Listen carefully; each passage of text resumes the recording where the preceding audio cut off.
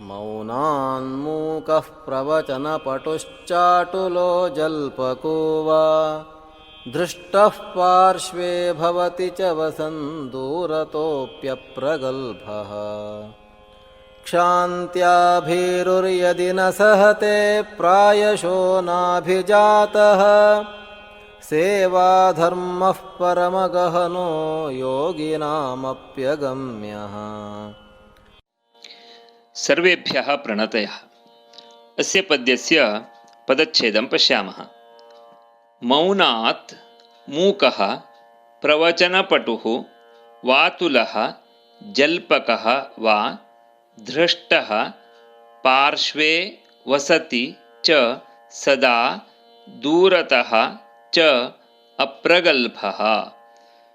क्षान्त्या भीरुः यदि न सहते प्रायशः न अभिजातः सेवाधर्मः परमगहनः योगिनाम् अपि अगम्यः। अत्र सेवकानां कष्टं किम्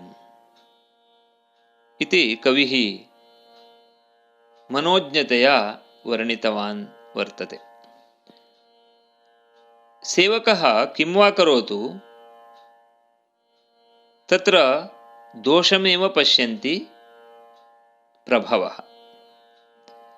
कथम् इति सः वर्णयति कविः। मौनात् मूकः अथ मौनमभाषणम् अवाचि मूकः। यदि मौनं तिष्ठति तर्हि सः मूकः इति प्रभुः वदति। त्वं मूकः किम् इति पृच्छेत्। प्रवचनपटुः वातुलः जल्पको वा। प्रवचने पटुः प्रवचनपटुः। प्रकृष्टं वचनं प्रवचनं, भाषितं वचनं वचः। तन्नाम यदि सः सम्यक् भाषते तर्हि वातुलः इति उच्यते। वातुलः इत्युक्ते वस्तुतः वातासहः इति कोशे उक्तमस्ति। यः वातं सोढुं न शक्नोति सः। अत्र वस्तुतः उन्मत्तः इत्यर्थे तस्य प्रयोगः अस्ति। अत्र चाटुलः इत्यपि पाठान्तरं वर्तते। नाम यः बहु वदति सः इत्येव अर्थः। तत्र शङ्कराचार्यैः मोहमुद्गरस्तोत्रे अपि वातुलशब्दस्य प्रयोगः कृतः वर्तते। काते कान्ता धनगतचिन्ता वातुल किं तव नास्ति नियन्ता इति तत्र भगवत्पादैः उक्तं वर्तते। तत्र चञ्चलः इत्यर्थे तस्य प्रयोगः अस्ति। मूर्खः, उन्मत्तः इत्येव तस्य अर्थः। नो चेत् जल्पकः इति उच्यते सेवकः यदि सः बहु वदति। जल्पति इति जल्पः, कुत्सितः जल्पः जल्पकः। यः कुत्सितं वचनं वदति अथवा असम्यक् वचनानि वदति सः जल्पकः इति स्वीकर्तुं शक्नुमः वयं। वस्तुतः कोशे स्याज्जल्पाकस्तु वाचालो वाचाटो बहु गह्यवाट् इति उक्तमस्ति।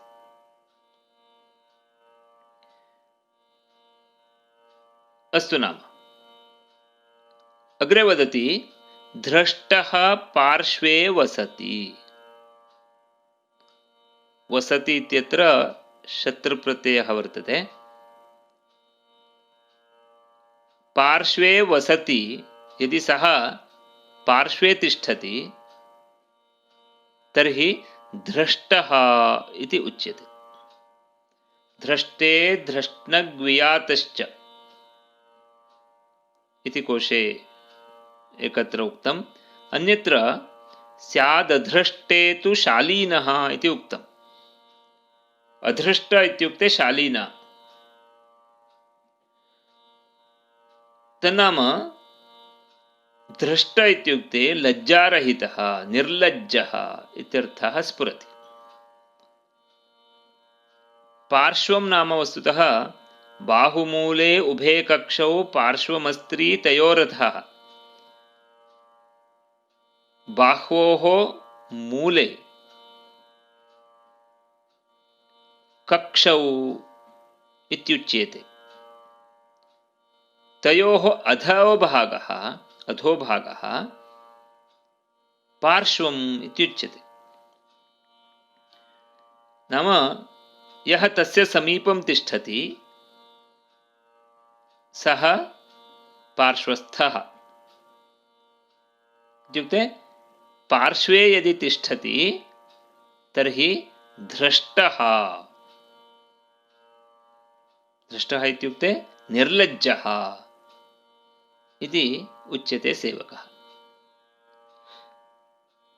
यदि पार्श्वे न तिष्ठति, सदा दूरतः एव तिष्ठति, तर्हि तदा तस्य आह्वानम् अप्रगल्भः इति भवति। कस्य? सेवकस्य नामकरणम् अप्रगल्भः इति। प्रगल्भः प्रतिभान्विते। प्रगल्भ इत्युक्ते प्रतिभान्वितः इत्यर्थः।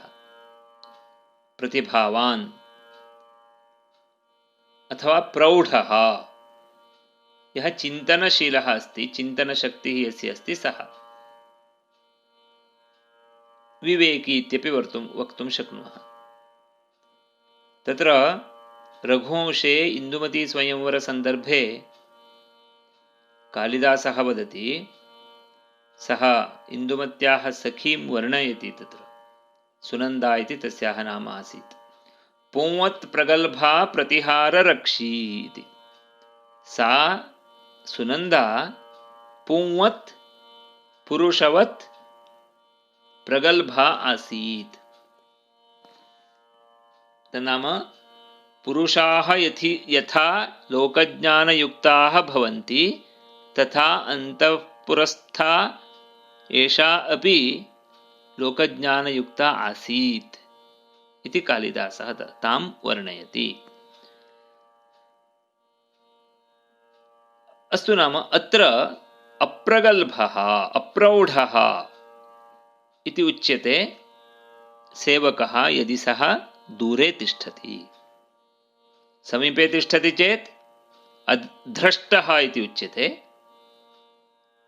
दूरे तिष्ठति चेत् अप्रगल्भः इति उच्यते।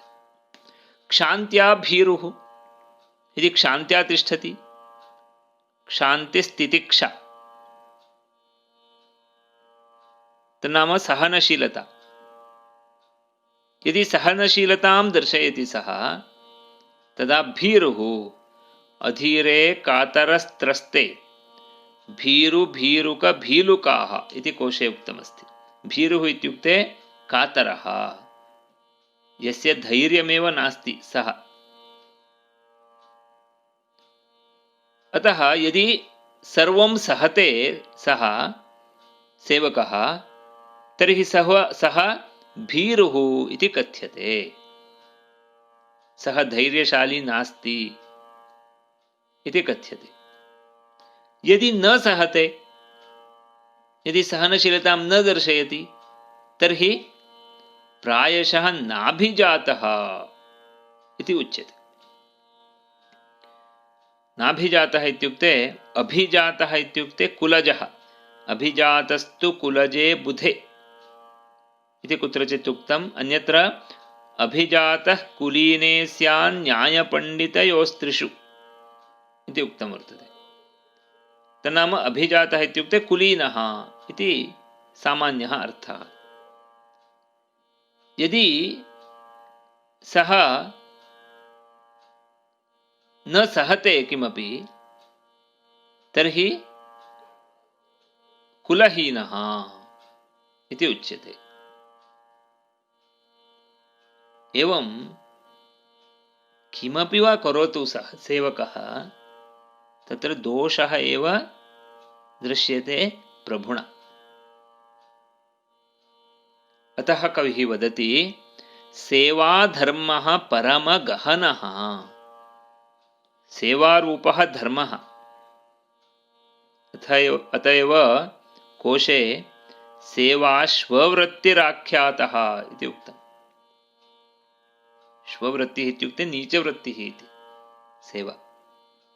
परन्तु भगवतः सेवा उत्तमकार्यमिति बहुत्र भक्तियोगे तु उक्तमेव अस्ति।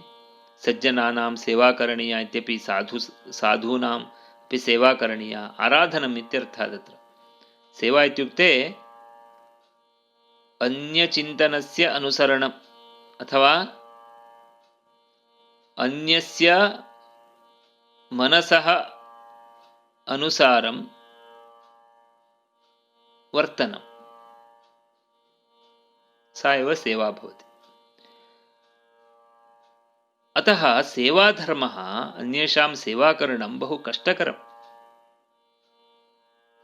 सेवया प्रभोः तुष्टिः भवेत्, तत् सुलभसाध्यं नास्ति, कष्टसाध्यमेव। यतः सर्वत्र दोषम् अन्विषन्ति ते। अतः सेवाधर्मः परमगहनः, कलिलं गहनं समे।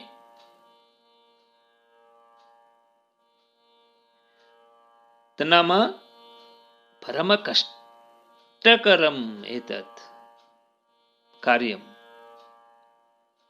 सेवाकरणं नाम इति सः वदति। पुनः वदति योगिनाम् अपि अगम्यः।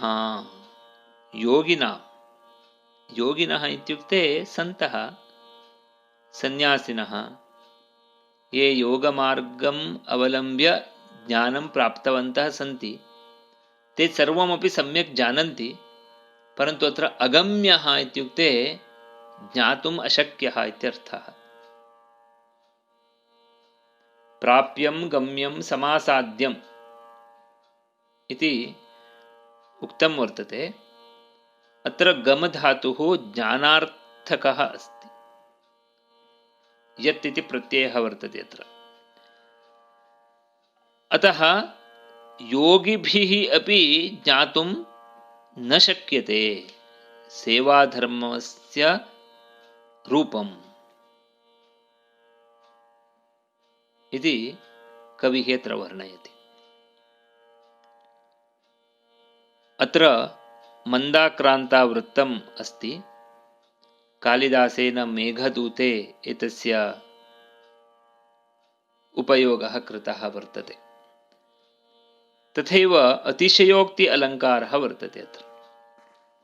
योगिनां किमपि अगम्यः इति न भवति वस्तुतः, परन्तु अत्र सेवाधर्मः योगिनाम् अगम्यः इति कविना वर्णितं वर्तते। अतः अत्र अतिशयोक्ति अलङ्कारः। अस्तु, नाम एतस्य अन्वयः वस्तुतः सरलः वर्तते, तथापि एकवारं पश्यामः। मौनात् मूकः प्रवचनपटुः वातुलः जल्पकः वा पार्श्वे वसति धृष्टः च सदा दूरतः च अप्रगल्भः। क्षान्त्या भीरुः यदि न सहते प्रायशः नाभिजातः न अभिजातः। सेवाधर्मः परमगहनः योगिनाम् अपि अगम्यः। एतस्य गानं भवन्तः श्रुतवन्तः। गायकः वर्तते डॉक्टर विद्वान् कृ गणपतिभट्टः, धारवाडस्थः। अनुसन्धानं महाबलभट्टः, गोवा। धन्यवादः।